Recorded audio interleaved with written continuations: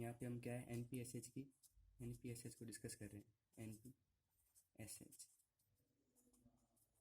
Net positive suction head, इसको discuss करें उससे पहले ज़रूरी है कि हम ये पता कर लें कि वेपर प्रेशर क्या चीज़ है। वेपर प्रेशर, क्योंकि इसको डिस्कस करने के दौरान ये चीज़ कई कई दफ़ा हमारे सामने आएगी कि वेपर प्रेशर, हम इसको बार बार टर्म को यूज़ लेंगे। तो वेपर प्रेशर क्या होता है किसी भी लिक्विड के लिए, जैसे कि वाटर मान लीजिए, वाटर के लिए एक फिक्स प्रेशर होता है जिस पर कि वो अपने बॉइलिंग पॉइंट पर पहुंच जाता है। जैसे कि मान लीजिए कि वाटर के लिए 25 किलो पास्कल, मान लीजिए, ये फिक्स नहीं है, एग्जाम्पल के तौर पे ले रहे हैं, 25 किलो पास्कल पर वाटर बॉईल होना स्टार्ट कर देता है। तो ये हो गया उसका वेपर प्रेशर। ठीक है, अलग अलग लिक्विड के लिए अलग अलग होता है, ऑयल के लिए अलग हो जाएगा, ये कोई और लिक्विड है मरकरी है उसके लिए अलग हो जाएगा।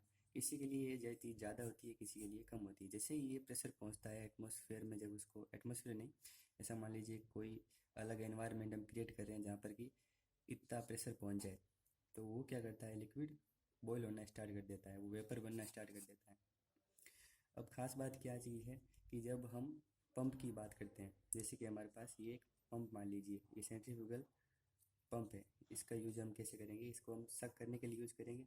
हमारे पास ये कोई लोअर टैंक है, लोअर हेड पर, उससे हम वाटर सक करके आगे पहुंचाने वाले हैं। ठीक है, ये हमारे पास सेंट्रीफ्यूगल पंप है।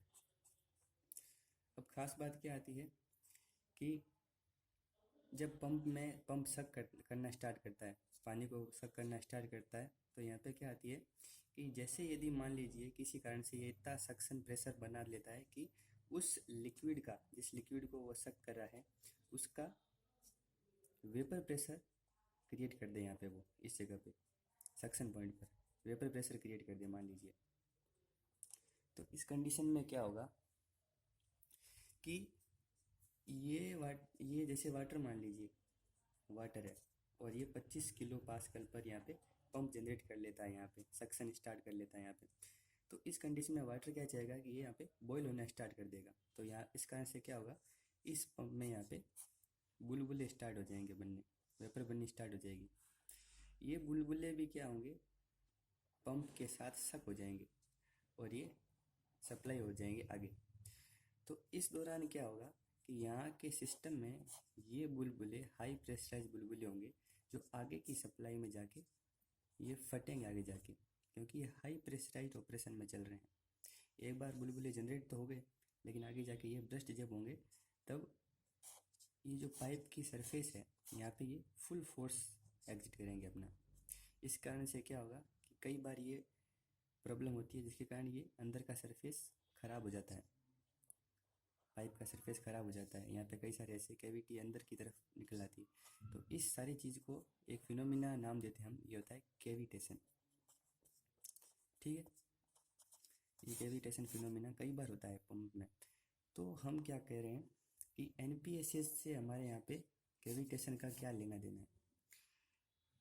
हम क्या कहना चाह रहे हैं कि जब हम किसी पंप को डिजाइन करते हैं, हम मान लो कि मैं एक पंप को डिजाइन कर रहा हूँ, मुझे एक सेंट्रीफ्यूगल पंप डिजाइन करना है, मुझे उसको बनाना है, और जितना मैं उसको कैपेसिटी का चाहता हूँ उतना मैं बनाने के लिए क्या क्या चाहूँगा कि जितना इसका सक्शन, ये जो सक्शन है यहाँ पे, इसकी क्या कैपेसिटी है कि ये सक करे, उसको कितना प्रेशर यहाँ पे ये सक्शन प्रेशर डेवलप करेगा।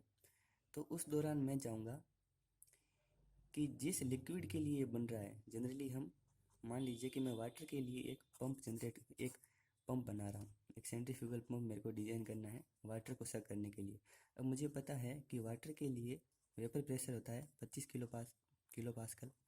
तो मैं चाहूँगा कि मेरा पंप 25 किलो पास्कल प्रेशर न बनाए, कभी भी न बनाए, इससे ज़्यादा ही बनाए।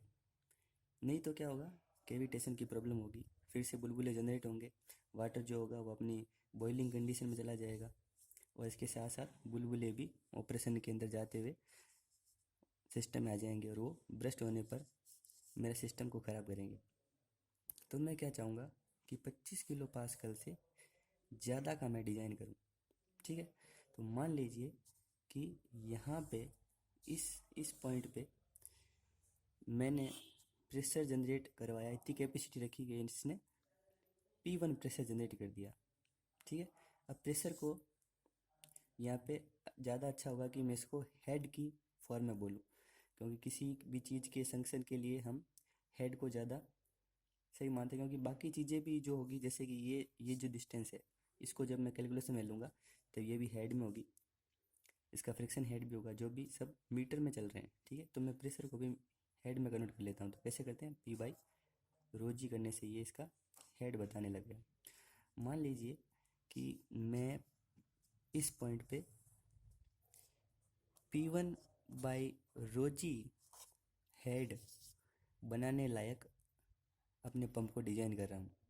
ठीक है, अब मैं क्या चाहूँगा कि हर एक मैन्युफैक्चर NPSH की वैल्यू अपने पंप पर लिखता है। इसका क्या मतलब है, इसका मतलब ये है कि वो ये बताना चाह रहा है कि जो वेपर प्रेशर का, ये जो वेपर प्रेशर है PV, इसका भी कुछ हेड होगा, और मैं नहीं चाहता कि मेरा पंप इस वैल्यू के अंदर आए। तो वो प्रेशर बताओ जो इसके अलावा मेरा पंप क्रिएट करेगा। इसको तो करना ही करना है। जैसे कि मान लो कि इसकी वैल्यू है 10 किलो पास्कल, तो मैं अपना पंप बनाना चाहूँगा कितने का, 11 का बना दूंगा, 12 का बना दूंगा, 70 किलो पास्कल का बना दूंगा, इतना नहीं बनाना। तो मैं कहूँगा कि जैसे मैंने 70 का बना दिया, तो 70 माइनस 10, 60 किलो पास्कल। 10 को मैंने हटा दिया, तो मैं पूछ रहा हूँ कि इसके अलावा कितना पंप जनरेट कर रहा है एक्स्ट्रा में, ये एक्स्ट्रा में।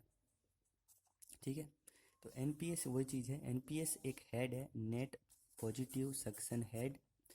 ये मेरे को बताता है कि मेरा पंप वेपर प्रेशर हेड जो है, वेपर प्रेशर जो मैं नहीं चाहता, कैविटेशन का जो कारण है, उसके अलावा कितना हेड और जनरेट करने के लायक है।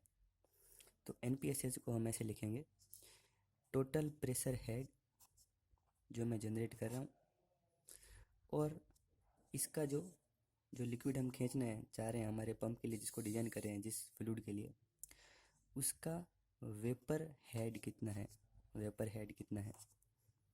तो ये हो गया इसका NPSH वैल्यू। अब कई बार क्या होता है कि हम हमारे पंप को डायरेक्ट यहाँ से नहीं खींच रहे हैं, इसको किसी वेल से खींच रहे हैं, कोई कुआं है या कोई कहीं से। तो अब क्या करेंगे, कुछ वैल्यू और ऐड हो गई इसमें, जैसे कि ये इसका सक्शन हेड, इसको सक्शन हेड कहते हैं, कितना अंदर से खींच रहा है। और ये जो पाइप होगा, जब इसके अंदर से फ्लूइड बहेगा, तो यहाँ पे कुछ फ्रिक्शन हेड भी जनरेट होगा, जो इसके बहने का रेजिस्ट करेगा इसको।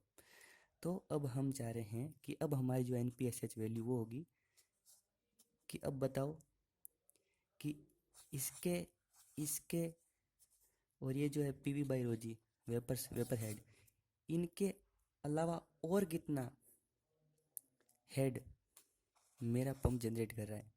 तो टोटल जो जनरेट कर रहा है वो माइनस ये वैल्यू घटा दो इनमें से, मतलब कि फ्रिक्शन हेड घटा दो, सक्शन हेड भी हम करना ही है, और वेपर प्रेशर भी। ये तो सब करने ही करने हैं, ये तो सब करने ही करने हैं, क्योंकि इनके ऊपर तो निकलना है हमें। ये तो समस्या का कारण है सारे। इनके अलावा मान लो कि समस्या के कारण जो है वो है 70 किलो पास्कल, तो ये तो जनरेट करना ही करना है।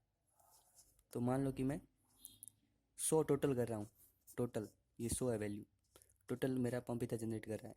तो NPSH क्या होगा, 100 तो हो गया टोटल, टोटल इतना जनरेट कर रहा है, माइनस जो ये समस्या के जो कारण है 70, मतलब कि 30 किलो पास्कल मेरा पंप एक्स्ट्रा में जनरेट कर रहा है, इसकी एक्स्ट्रा कैपेसिटी है। ओके, तो ये था NPSH वैल्यू। और इसका फुल फॉर्मूला यदि आपको देखना हो तो इस हेड के साथ हम ये सब भी जोड़ देंगे, सक्शन हेड, ये हो गया इसका फॉर्मूला। Thank you.